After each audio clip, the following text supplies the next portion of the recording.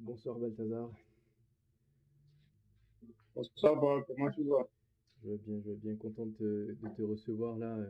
Merci d'avoir répondu à l'invitation. C'est un plaisir et un bonheur pour moi. Merci de l'invitation aussi. Yes, yes. Je sais que tu es parmi les plus fidèles abonnés là depuis presque 2 ans maintenant, depuis le tout début en fait. Effectivement, effectivement. Et du coup, Ça, je peux l'assurer en tout cas. hum, hum.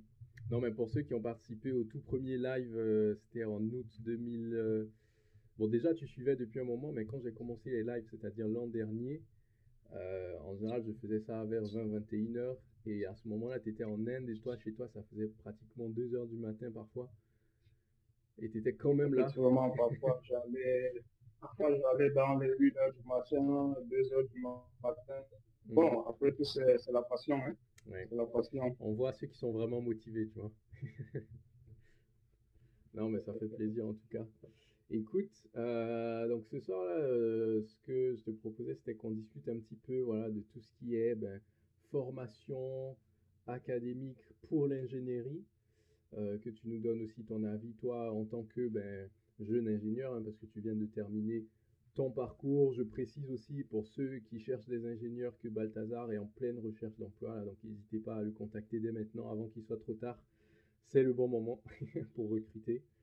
Et voilà, je pense que c'est Effectivement. intéressant d'avoir aussi le regard neuf de quelqu'un comme toi, voilà, qui s'apprête à démarrer là dans le monde industriel, de savoir un peu quelle est ta perception après avoir passé 4-5 années d'études assez approfondies dans l'ingénierie, de te dire un peu avec quel état d'esprit tu approches le domaine. Donc on va parler de ça ensemble ce soir. Avant de commencer, est-ce que tu peux te présenter rapidement pour ceux qui ne te connaissent pas? Alors, Marc, comme toi tu le sais déjà, je m'appelle GABRA Balthazar. Je suis de nationalité camerounaise. Et actuellement, je réside à Douala, qui est la capitale économique du Cameroun. Et j'ai une formation d'ingénieur. Je suis un ingénieur avec un profil d'électricien, instrumentiste et automaticien. Donc, j'ai fait mes études d'ingénieur en Inde, lorsque j'ai obtenu une bourse entièrement financée du gouvernement indien. Et bien avant cela, j'étais à l'université de Yaoundé 1, où j'ai obtenu une licence 1 en physique fondamentale. Et après ça, grâce à un concours, j'ai rejoint la faculté de génie industriel de Douala, qui est actuellement l'école nationale supérieure polytechnique de Douala. Et à part cela aussi, je suis un karatéka professionnel. Je fais du karaté shotokan. Donc, lorsque j'étais en Inde, j'ai eu à participer à des tournois départementaux et régionaux aussi. J'ai remporté des prix. Je suis également un grand fan de la musique. Je suis pianiste et batteur. Ah, Voilà. excellent. Mais pas mal de hobbies du coup, karaté, piano, batterie. Tout ça, tu as développé ça quand tu étais depuis l'école polytechnique, c'est ça, hein? Alors, ça, c'est depuis mon enfance. Ouais. C'est Ok, depuis mon enfance que j'ai eu à développer tout cela. excellent. C'est depuis bien le bas âge que j'ai été intéressé à tout cela, en fait. Non, mais génial, génial. Écoute, je pense que tes futurs collègues, s'ils nous entendent, vous savez que vous allez avoir affaire à quelqu'un d'assez polyvalent. Et quand tu parlais de l'école polytechnique, comment dire, c'est la première école d'ingénieur finalement au Cameroun, hein, avant que tu ailles en Inde. C'est vraiment l'école de référence, là, c'est celle de Douala, non? Il y a aussi l'école nationale supérieure polytechnique de Yaoundé qui est aussi Ok. une école de référence. Et celle de Douala aussi, c'est une école de référence, effectivement. Il y a les deux, d'accord. Voilà. Et puis, qu'est-ce que je voulais dire? Oui, Et il y a aussi plein d'autres écoles. Hein. évidemment, évidemment. Et on parle de celle-là parce que c'est plus connu, mais effectivement, ouais, il y en a beaucoup d'autres. Et finalement, qu'est-ce qui t'a emmené à aller en Inde? Alors, lorsque j'étais en première année à l'École nationale supérieure polytechnique de Douala, j'avais déjà été intéressé en fait auparavant Mhm, à postuler pour des courses, pour aller faire mon ingénierie dans d'autres pays. mhm. Voilà. Et puis, la bourse de l'Inde a été lancée, j'ai postulé et j'ai donc eu cette bourse-là pour aller faire mes études en Inde. Mhm. Ouais, C'est comme ça que je me suis retrouvé en Inde. d'accord. C'était sur dossier, j'imagine, il y avait peut-être pas beaucoup de candidats retenus. Est-ce que tu peux me dire un peu comment c'était comme expérience là, justement, d'avoir cette bourse? Effectivement, c'était assez rude, puisque dans tout le Cameroun, lorsque je postulais cette année, il y avait beaucoup de candidats en fait, Mhm, mais effectivement, 8 candidats seulement ont été retenus. mhm. Dans tout le Cameroun, seulement 8 candidats avaient été retenus pour cette bourse. Excellent. Ouais. Ouais, donc là, c'était vraiment de la grosse sélection. Ok, ouais, en général, enfin, je pose cette question-là parce que les processus de bourse, c'est souvent assez sélectif. Et j'ai l'impression que c'est l'un des rares processus qui est quand même, comment dire, qui suit un peu les règles de l'art. C'est-à-dire, si tu es sélectionné, c'est que tu faisais vraiment partie des meilleurs, quoi. Contrairement à d'autres processus où ça peut se baser parfois uniquement sur l'affinité ou bien sur la manière dont ça s'est passé en entretien le jour J. En général, pour les bourses, enfin, en tout cas pour toutes celles que j'ai rencontrées, j'imagine pour toi c'était le cas, mais ça se fait vraiment au mérite, quoi. Et je trouve que c'est quelque chose à encourager. Il y a très peu de processus qui sont encore, comment dire, rationnels, assez rigoureux aujourd'hui. Alors, je peux t'assurer que c'était assez compétitif en fait. Non, mais c'est clair, c'est clair. Je peux t'assurer pour cela. Et juste par curiosité, tu avais candidaté à plusieurs bourses, c'était vers quel autre pays peut-être? Alors, la même année, j'avais aussi postulé à la bourse du gouvernement de Russie. Hmm.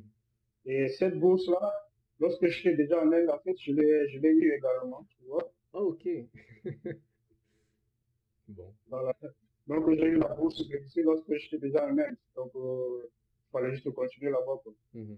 Après, c'est pas plus mal parce que j'ai cru comprendre que ceux qui sont en études en Russie, à cause de l'histoire avec l'Ukraine, ben maintenant ils sont bloqués là-bas parce que les frontières sont assez, comment dire, restreinte en termes de sortie et de rentrée sur le territoire. Donc au moins comme ça, tu es allé dans un pays où il n'y avait pas trop de problèmes. Bon, les circonstances ont voulu ainsi. Donc, Mm, mm. Après, voilà. bon, je sais pas trop à quoi ça ressemble de l'intérieur. Peut-être qu'il y a des étudiants en Russie qui nous diront que finalement, ils ressentent pas trop l'impact. Mais c'est intéressant. Écoute, Voilà, ça dépend du mm, point de vue. c'est ça. Belle expérience en tout cas. Je te propose, pour ceux qui ne savent pas, Balthazar est bilingue aussi anglais-français, donc je vais pouvoir avoir la chance enfin d'avoir quelqu'un avec qui je peux parler en anglais parmi les abonnés. Donc écoute, let's switch in English. It will be my pleasure to Yeah, exchange in sure, that sure, language. sure. Right. And how about now? Like you finish your studies, you are now a bachelor in engineering, specialized in automation, electrical engineering. What are you up to? What are you doing today? Are you trying to select a company to work for? Are you starting your own business? So what are your news? Okay, like right now, pursuing a kind of professional training. Like when you get out from the school, you Hmm. don't exactly have like the skills that they need, like for the practical field. Hmm. So right now I am on the professional training. Okay, okay. Professional training, Yeah, to get more specialization in automation, right? yeah, exactly. Okay. Automation, instrumentation, and electrical engineering. Hmm. And the goal in the end will be to work for which type of industries, like the I don't know if you have some preference on the sector type of activity or not. Oh, my dream companies, my dream field is actually oil and gas, Okay. but I am open to manufacturing companies also. Mm-hmm, mm-hmm. Nice, nice. Yeah, And I yeah. think, yeah, if you are going for oil and gas, you definitely have a good advantage. You know which one? It's English. Because, Okay, yeah, okay, right, right, for an oil and gas right. company, it's like a basic requirement. If you know, if you know how to, work and interact in English, you are definitely in the 10% people who will get the job in the end because very few person are able, to first of all to work in that kind of stressful environment because it's very challenging, but also Yeah. work in English because usually you are interacting with many international companies, and the only common language is that one. So Exactly. yeah, Exactly. I think it will be good for you. And yeah, of course, other industries will be also great. I was just wondering, currently you're in Cameroon. Will we be open for, I don't know, relocation in other countries? Um, what do you think? I mean, right. Like I told you, I am open to any opportunities, Hmm. whether it is here in Cameroon or in any other country. Yes, I'm open for it. Right. Okay. Okay. Okay. And Yeah. I guess you already started, discussing with some companies. I would like to get your idea because I'm sure a lot of person who are following this channel are maybe in the same situation than you, either starting a new job or switching to another position. What are the challenges that you face? Because I'm sure you have a lot of challenges. What is like, let's say, the two main challenges that you have in your job search? Actually, as someone who has studied abroad, I will say that I didn't have that kind of opportunity to build like on ground connections. I mean, like connection with the people who are working like in my country now, since Okay. I was not here. Mm-hmm. So I didn't have that opportunity to create connections with them. So now when I came back here, it was like a new beginning again. Yeah. I had like to start everything, like to meet the professional of the field, try to talk with them. Mm-hmm. See, so this is one of the challenges that I'm facing. Okay. Okay. And also sometimes when they post like a job, they will ask like something like 3 to 5 years of experience, Mm-hmm. something that we fresh and young graduate we don't have. Of course. Mm-hmm. You see? Oh, okay. Yeah. Okay. Okay. So Yeah. these are the main challenges. Yeah. The second one, I can relate to that. The thing of you need to have 10-year experience right after school before getting the first position. It's totally Exactly. absurd. I mean, Exactly. nowadays, it's insane to ask that kind of requirement. But for the first issue, I'm a bit surprised. Like in Cameroon, what you are saying is not having some local connections is a hurdle that you face in finding your job, right? So that means the job Yeah, opportunities goes exactly. like from mouth to mouth, right? Yeah, exactly. I will explain you something. You see, back then in India, right, we had like the opportunity to do internship, Mm-hmm. right? When you are doing your internship, you have that chance, that opportunity to meet with, I mean, your seniors in the Mm-hmm. field. You will build a kind of connection with them. You see, like physical connection with them. You will Mm-hmm. chat with them. When you have like a kind of a problem, Mm-hmm. you want to learn something, you can ask them. They will help you out. Yeah. But since I was not like here in the country, I didn't have that chance to make such kind of connection. Mm-hmm. I don't know if you see Yeah, this, right? I see the difference, but what I was also mentioning is, when you found your internships in India, you didn't have to know the person before getting hired. It was totally based on your skills and the need of that company. But what you're saying now is in Cameroon, first you need to know the people before getting the opportunity to talk to them and even apply for the job. That's what surprises me. This is one of the things. Like here, things will be done by recommendation. Hmm. Someone will like recommend you for a job or for an internship. Hmm. But sometimes, if you are lucky, yeah, you can get it based on your skills. Okay. You see? Hmm. Hmm. Yeah, Hmm. Hmm. that is Okay. the contrast. Yeah, and definitely it must be something challenging, especially for us people from engineering background, because we are not prepared to that. I mean, when you're studying, you spend Exactly, all exactly. your time focused on the technical stuff, and I don't know if it's the fault of the curriculum or our own fault, but anyways, eventually in the end, you just end up in an environment, a marketplace, which is not really in line with Completely different. with the technical stuff you learned. It's Exactly. very different. Yeah. Okay. And I think that's a common pattern I mean, also in many African countries and even in Europe. I can see it sometimes. especially for the more advanced positions. It's also a bit of who you know, right? Okay, yeah, Mm-hmm. exactly, exactly. Anyway. I mean, when you are studying, they will not prepare you for such kind of things. I mean, in some schools, in some universities, they will not really prepare you to face those kind of challenges when you will Mm-hmm. go, like, to look for jobs, Mm-hmm. for internship. You see, Mm-hmm. it will be like a completely different thing. You will wonder, like, what did you even study? Sometimes you will ask you will ask such kind of questions, you know. Yeah, that's for sure. Anyway, and I know those can be challenging, but of course, like you're just starting your job search, so I'm sure with all the background and the the energy that you got, it will be just a matter of weeks before you start. Uh, so just wanted to share a few ideas with you, but also with the audience, because I'm sure many people have the same experience than you.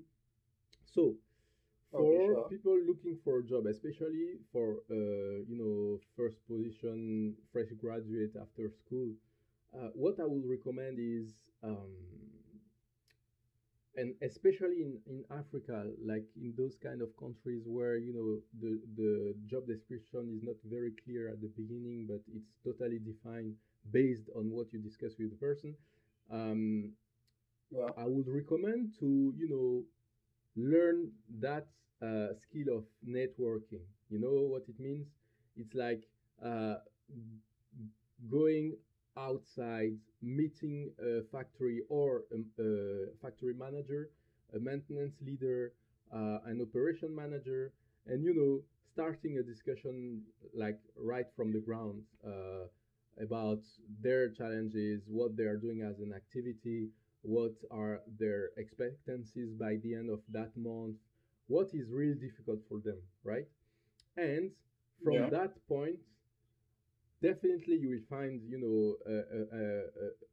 an issue or a situation in which you will be useful, and I'm sure from that discussion you can have much more traction to your job search than just staying home and applying to online offers, which by the way they never reply. So it's easier to go outside and find them Exactly. where they are, Exactly. you know and discuss directly with them. I know sometimes you will get some refusal, like you can go knock at a factory and you will get rejected. That's normal.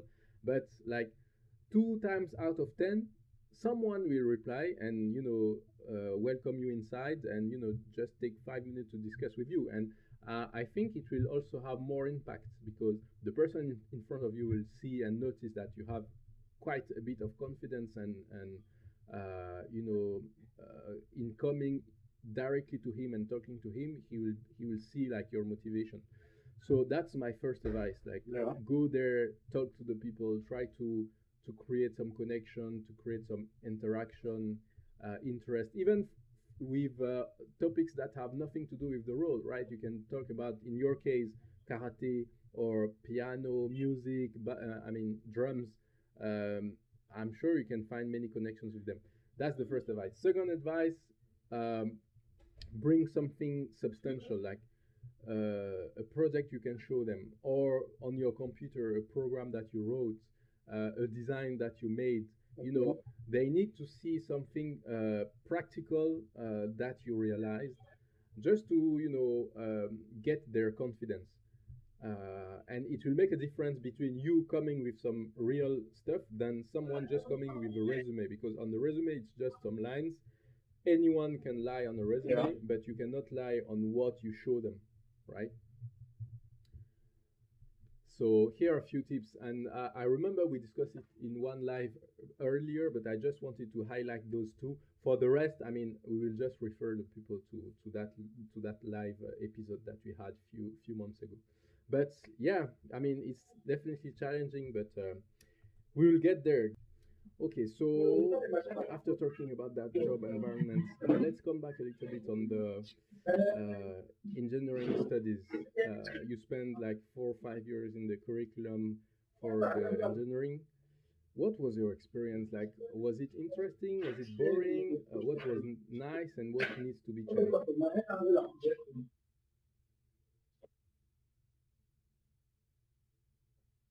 tell you that it was very challenging Mm-hmm. and also interesting. Not only in that social way, but also in that academic way. You know, when you find yourself in such kind of environment, we are talking about India. Mm-hmm. So I think you know about them. So you are like, you'll find yourself going beyond your limits, you know. Mm-hmm. Because Indians, they study like very hard, study very hard. So you need to go like beyond your limits. Mm-hmm. So that was like really challenging and interesting also. Nice, nice. And when you are saying you need to go beyond your limits, is it because the exams were hard, the projects were challenging, or it was more like the I pace? mean, this is actually it is a different kind of education. Mm. I have a background from like francophone education system. When I went to India, that is like Anglo-Saxon. Mm-hmm. That situation. Mm-hmm. So at the beginning, it was not easy at all. But by the time I tried to improve myself, you know, like to follow the other practices. Mm-hmm. Mm-hmm. Yeah, I can see what you mean Yeah. because I spent few months also during my training in the US, and yeah, the Okay. projects were not like the one that I had in France because you have your project Okay. with Yeah. Exactly. a very short deadline, and you need to meet the requirements, and the requirements usually it's not like a mark between 0 and 20. It's pass or fail. Yeah. Yeah. Exactly. Exactly.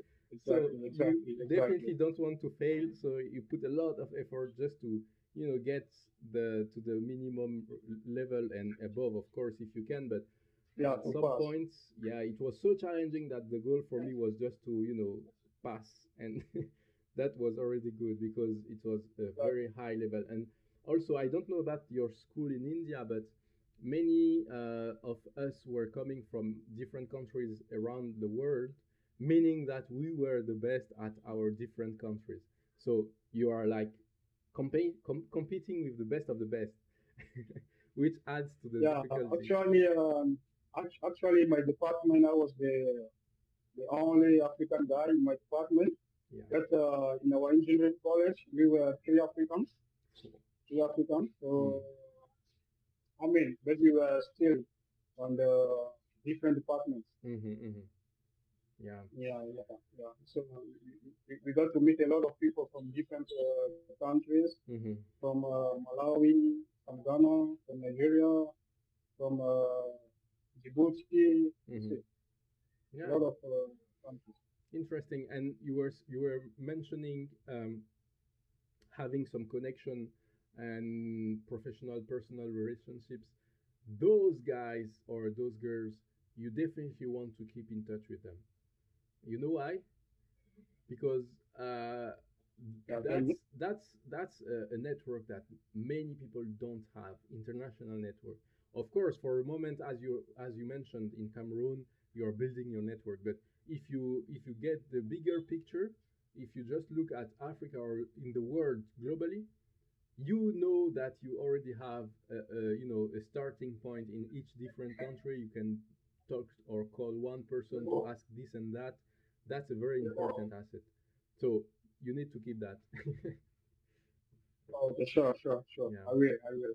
And yeah, by the way, if you want to invite some of them to our live meetings, we can do some event in English. It will be interesting for them to contribute as well. Why not? That would be amazing. Yeah, great. Yeah. I don't know if you already visited one factory in Cameroon after coming back or not Yeah, yet. actually, I went to the seaport of Kribi. I Which went one? there with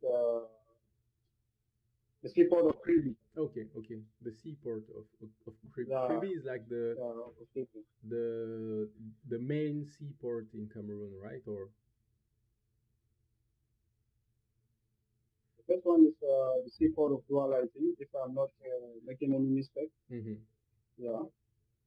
So I went there with one of my mentors. mm-hmm. We visited the place. Yeah, yeah, Yeah, with Bertrand Ayen, we know him very well on this channel. Great. yeah, yeah. Exactly, exactly, And exactly, when you went to that exactly. facility, what did you notice in terms of industrial environment, equipment, machinery, compared to what you saw during your curriculum in India? I mean, there are still similarities. There are still similarities, even though they are like from different manufacturers. Because I think those from Seaport, they were done by the Chinese, I think. I think so. And the one that we had there in India, I think that was more yourself, or they're exporting them from the USA. I think so. Yeah. Okay. Nice. I mean, yeah, it was just, to see if you noticed some key differences in terms of environment, but yeah, the marine industrial environment is a bit different than the manufacturing. We discussed it on the channel earlier with Exactly. our expert Mohamed, who explained to us like what it was like to work for the marine industry. So yeah, when you will see the manufacturing world, I'm sure you will also notice some interesting stuff.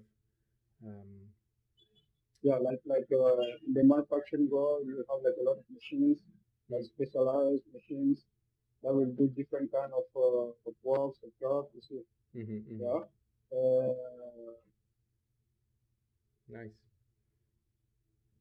You find like many processes. You see. So this is one of the difference that exists. Okay, cool. Great. Yeah. I mean, that was a lot of insight. And let's switch back to French a little bit. On va terminer peut-être en français du coup. Bah franchement, super niveau en anglais, hein. Comme je te dis, si tu veux bosser dans le pétrole ou oil and gas, à mon avis, ils n'auront pas meilleur anglophone que toi, hein. Merci beaucoup, Marc. Merci beaucoup. En tout cas, on passera le mot là pour tous ceux qui suivent là notre discussion. Si vous connaissez des gens dans le milieu du pétrole, bien même des mines ou de l'industrie en général, en Afrique ou au Cameroun, n'hésitez pas à contacter Balthazar, hein, parce que clairement, à mon avis, vous aurez quand même quelqu'un de compétent, en plus de très polyvalent, en travaillant avec lui. Du coup, c'est aussi l'une des raisons pour lesquelles j'aime bien faire ces discussions-là sur la chaîne, c'est que ça permet aussi de tisser des liens. Je sais qu'il y a pas mal de gens qui se sont rencontrés ou connus grâce à la chaîne au thème. Ça, c'est l'un des trucs pour lesquels je pense que ça motive de continuer. Donc, merci de prendre le temps à chaque fois d'être là.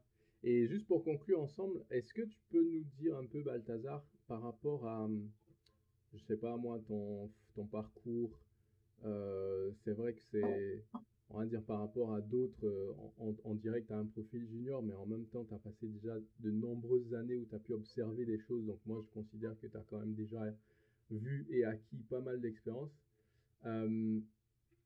Est-ce que ce que tu imaginais ou ce que tu rêvais faire au départ en tant qu'ingénieur, c'est ce que tu constates aujourd'hui dans la réalité?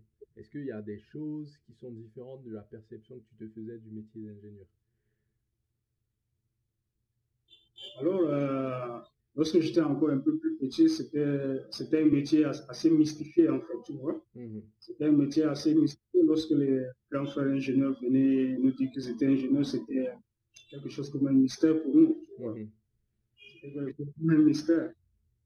Donc, c'est de l'intérieur que je peux apercevoir la chose. C'est vrai que c'est très challengeant, mais c'est très intéressant aussi. C'est très intéressant.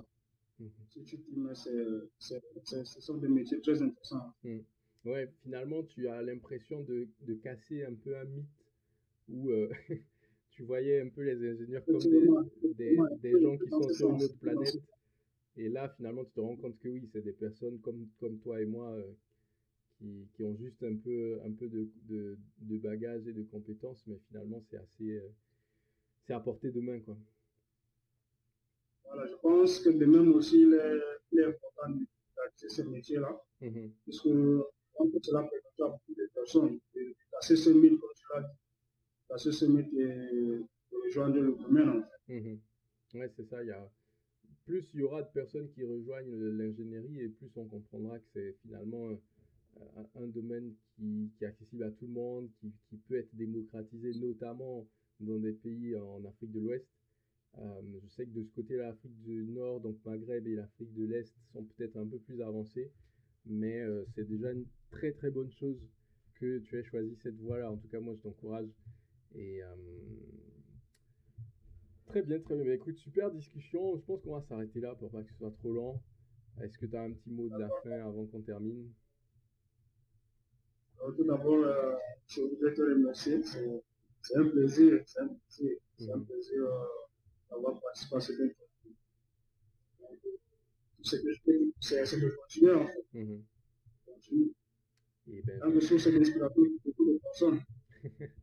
ça fait plaisir, merci pour ça. Et puis, ben, je continuerai volontiers. En tout cas, je mettrai aussi les liens là, vers ton profil LinkedIn et puis tes contacts. Parce que, comme je disais au début, hein, c'est une chance de pouvoir avoir des personnes comme toi, compétentes, motivées, jeunes, dynamiques. Donc, pour comment dire, les responsables ou bien les dirigeants, les ingénieurs qui cherchent voilà, des nouvelles recrues, n'hésitez pas à contacter Balthazar. Je suis ouvert à toute opportunité. Donc, comme tu l'as dit, tu parles ici. Je suis ouvert à toute opportunité. Industriel et puis ben ouais. En tout cas, on fait comme ça. Merci à toi encore pour ton temps et puis on se dit à très bientôt. Merci beaucoup, Mike. Salut.